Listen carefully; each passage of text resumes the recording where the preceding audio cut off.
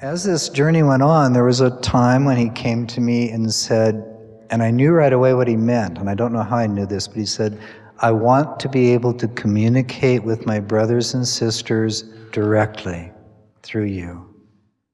Now, you think Helen was an intellectual, so was I. Had degrees in philosophy, psychology, channeling.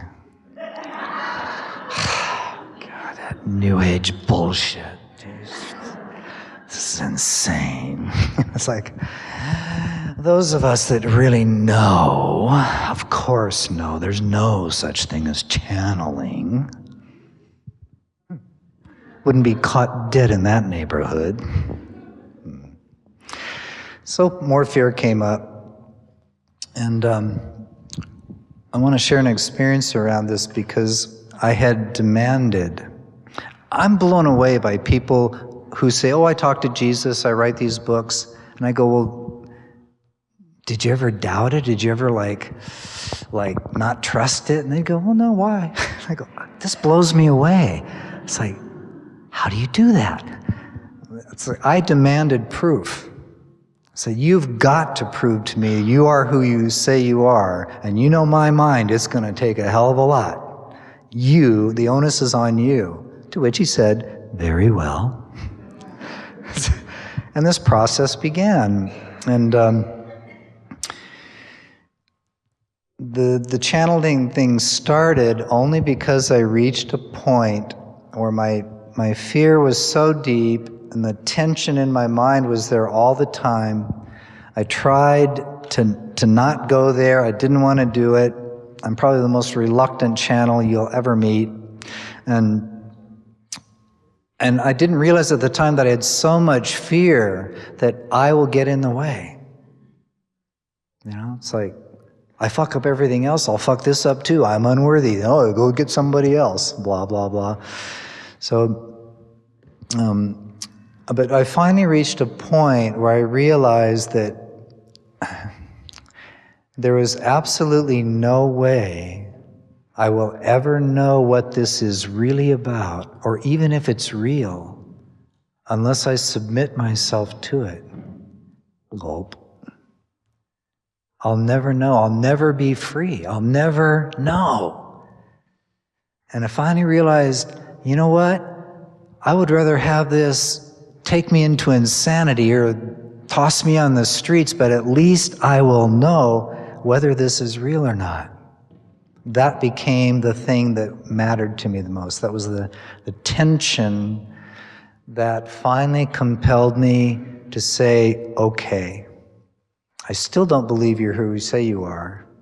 I haven't got a clue what's going to happen. I'm scared to death, but fuck. I'll never know what this is if I keep resisting. I'll never know. It's like a catch-22. I think Brent mentioned catch-22. Oh, great. I'm going to surrender to some dude without a body who says he's going to channel through my body. Where do I go? It's like, what? I'm homeless in the cosmos all of a sudden? What? Geez. Do I get to charge rent or what? I mean, God. So, I was actually terrified of the whole thing. So on Friday nights, and this is in the book too, I came home from Hawaii where I made this decision. When I finally surrendered and said, okay, he said, very well, this is the moment I've waited for. Please return home to Tacoma and I'll begin to gather friends. How's he going to do that? You know, no internet back then. So went back to Tacoma, the first evening happened, and I want to just share for a moment what this experience was like for me. First of all, I felt like I was having one of those living dreams that kids have sometimes. You ever have the dream of you're going to your school, 3rd grade, and you get to school and you realize you're totally naked? You know, that it's a fear thing that comes in kids as they're growing up sometimes. That's how I felt. Because I was being asked to sit in a chair with no friggin' clue how to do what's going to happen or understanding anything of how the process even works energetically, and I didn't even know if the guy was real. I'm going to sit in a chair in front of human beings and not have a clue. I'm not in control. This terrified me, my fear of not being in control. Anybody had fear of not being in control? Yeah, it's universal. And of course, once he said to me, my beloved brother, what would you seek to control save that which you distrust? Yeah, it's kind of like, oh, my people, will get back to your people. Isn't that the only reason we control? Because we do not trust. There is no other reason. Did I know that then? No. I was terrified. Control, you can't give up control. That's when all the shit hits the fan. And I got no control here. So I would sit in the chair, and he'd give me a prayer to do. Made it into a meditation CD called In the Name. And every time I joined with him, this is interesting, he told me to take my middle finger and put it on my third eye. And as I did the prayer, just to gently kind of stroke from the third eye down to the bridge of the nose. Okay, Jayem, you said you were going to trust this insane, non-physical, possibly non-existing being. Started doing this prayer, and I found that it did something, like it got the hemispheres of the brain to relax more deeply as I was doing this prayer in the name. Then this process would begin. My body would start to feel very weird, like something's changing in the cells, and I don't know what it is. Did somebody slip me a nice drug? What is this? And this process would continue, and as this feeling or vibration in the body began to change, I would also then simultaneously begin to be aware of a circle of, I'll just call them light beings, I don't know what else to call them, kind of shapes like human bodies, but not bodies, shimmering light. And they would encircle the entire room. And I'm like a kid in Einstein's lab. I haven't got a friggin' clue what I'm looking at, or what any of this is, or how it works. It's like Einstein said, come on into my lab, kid. He knows how to operate the apparatus, I don't. So that would happen, and then I would, in my inner mind, I would see him, and I would feel him, and this energy would come behind my back. I would feel it up and down my spine, and around this area behind. And I would see colors change. It would go from like a violet purple and become increasingly lighter to kind of a golden white light. And always right about that moment, he would say, everything is prepared, and I'm going to begin now. Bam, and that'd be it. I mean, I would totally lose awareness. Sometimes it would feel like I was taken out of my body and I was in a whole different dimension, and I knew I was with him and he was sharing or teaching or doing something with me, but I was in a whole different dimension. The process would go on back in those days for sometimes several hours.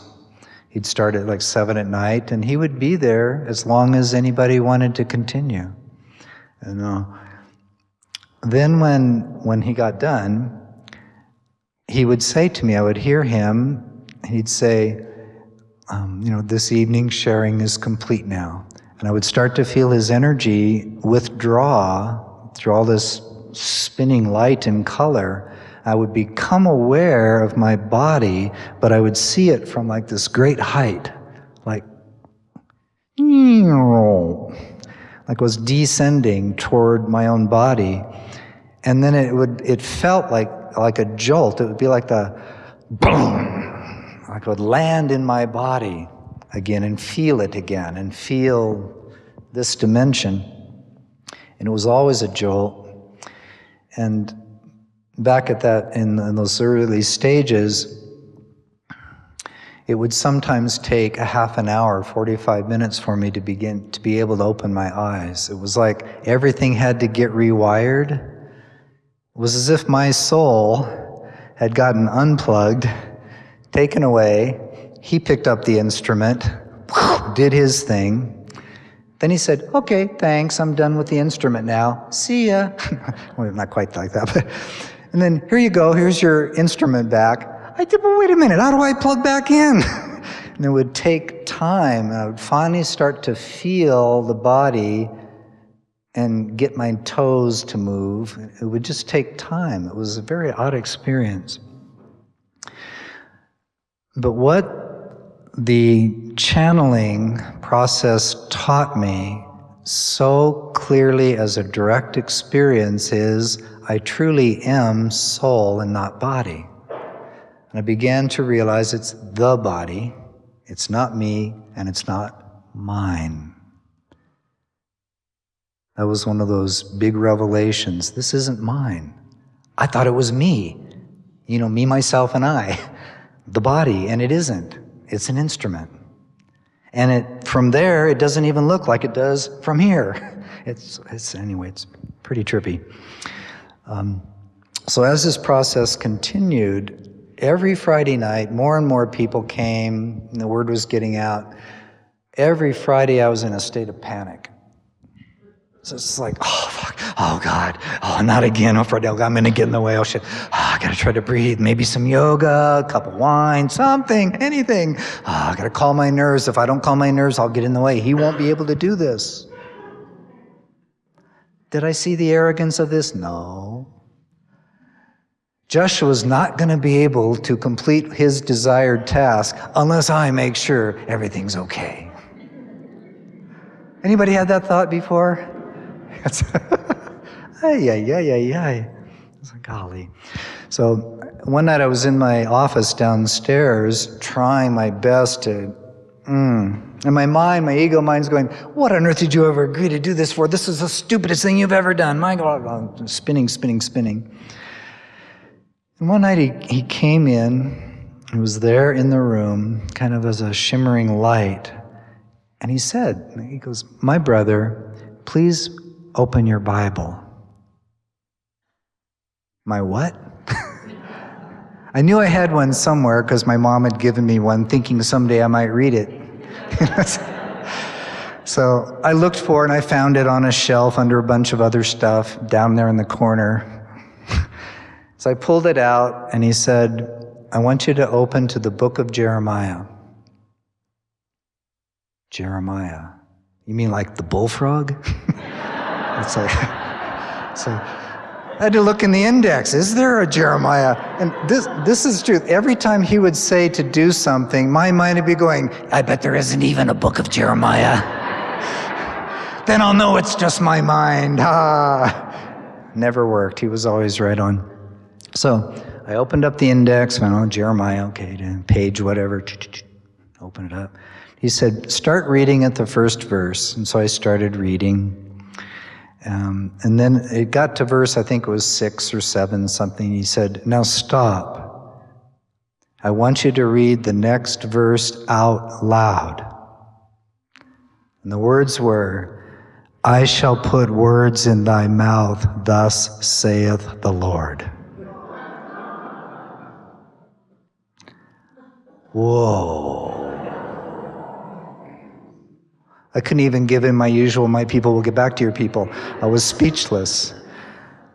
And again, it was one of those moments of the ways he was proving he is who he says he is. He's not just a figment of my own mind. Because I didn't even know there was a book of Jeremiah, and I sure as hell didn't know those words were there. I had no idea that I'd be reading them. It impacted me. It was just being hit by a wave of humility. And as I sat there, he then said, my beloved brother, do you yet continue to believe that you have such great power that you can prevent me from communicating with my friends?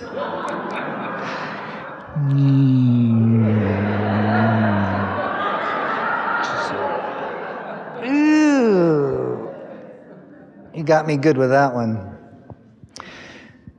There are many such moments of that in which he continued to prove the authenticity of his existence to me, and that he's the one doing the speaking through the body.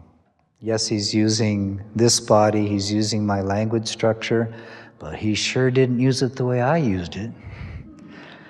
Radically different. And I would listen to the tapes we made then, and I would just be blown away. It was too surreal. It's like, that's my voice. Those are not my thoughts. It's like, how? It's like, this is just too wild. I couldn't wrap my mind around it at all. That's good. When you finally get, you can't wrap your mind around it, you got to give the sucker up. You know, this is good. So the channeling thing, continued, and he continued to prove his authenticity to me. I remember one weekend I'd gone up to these hot springs up in Olympic National Park. I was, going through my turmoil, my growth, my doubt, and all of that stuff. And I went up there to sit in the hot springs.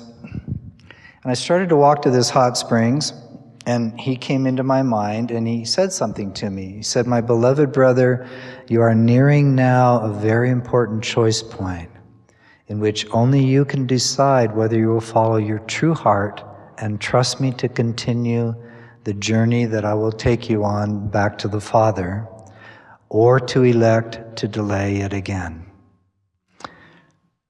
And he said, "I would highly advise that you make the choice to truly follow your heart." Yeah, of course you would. So I go to the hot springs, and as I'm walking up to the hot springs, there's somebody already there. This is out in the middle of nowhere, just out through the forest. There's somebody there, and I stopped and went, "Oh, I don't want to disturb him." And Jeshua said, "No, go." Okay, so I walked on, and there's this wild guy. He's got like long hair, and he's got this big smile on his face, and naked as a jaybird, soaking in there. He's just, oh, who's this guy, And I get in the tub with him, and he looked at me. He just sat there, he kept staring at me.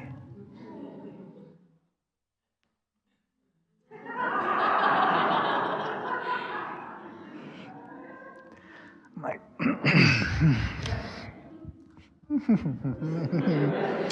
nice stars tonight. And he looked at me, and then he leaned forward, and this is what he said. He said, "Isn't it wonderful to know that all we got to do is follow our heart?"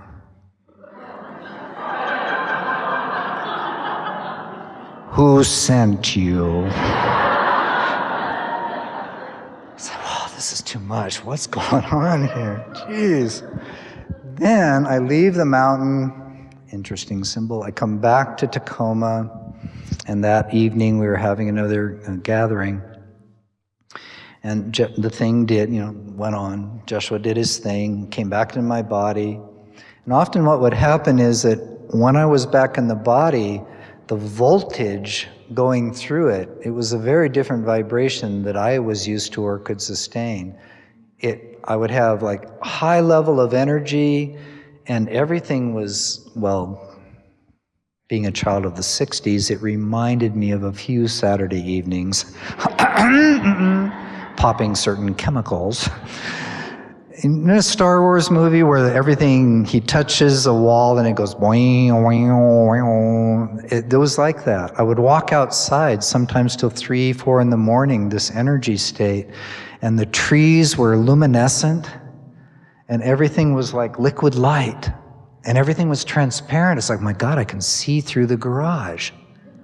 Oh, this could be handy. Let's see. So it was just like, whoa, and I'd have to just be with it until it finally would begin to subside, and then I would just crash. I'd be like, I got to go to bed. So this one evening, when I came back from the mountain, Jeshua did his thing, he finished, and I came back in my body. Everybody was gone. It was about midnight, 11:30, something like that. And I'm kind of putting things away and getting ready to go for my long walk. And there's a knock on the door. So, okay. I opened it up, and it was a woman who had been coming every Friday night. And she's very apologetic. She goes, I'm so sorry to bother you. I know you must be just really wanting to go to bed or rest. And I wish I could. But she goes, I went and got in my car. I started my car. I turned off my car. I started my car. I wanted to go home. But frankly, Jeshua was talking to me. I go, really? She goes, yeah. And he was pretty insistent that I give you a message. Is it okay if I give you a message? I go, well, yeah. So she goes, I have no idea what this means, but I'm knocking on your door to tell you that he said to tell you it's time to choose to follow your heart.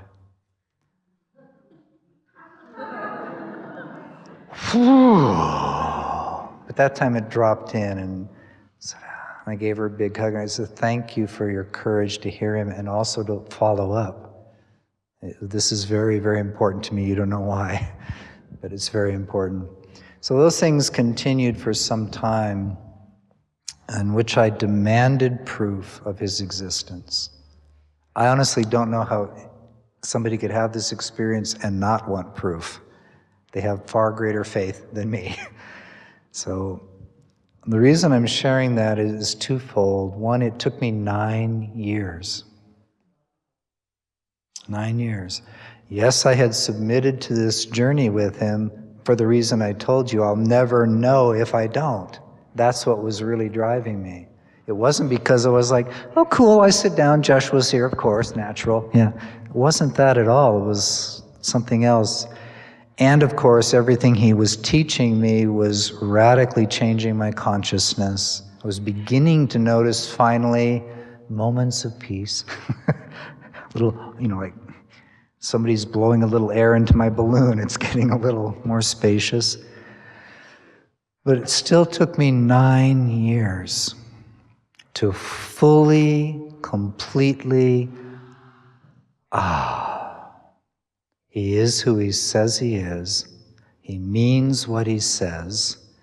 The evidence I was accumulating from what he was teaching me and the changes going on had even begun to convince my mind that there was a way to heal from all pain.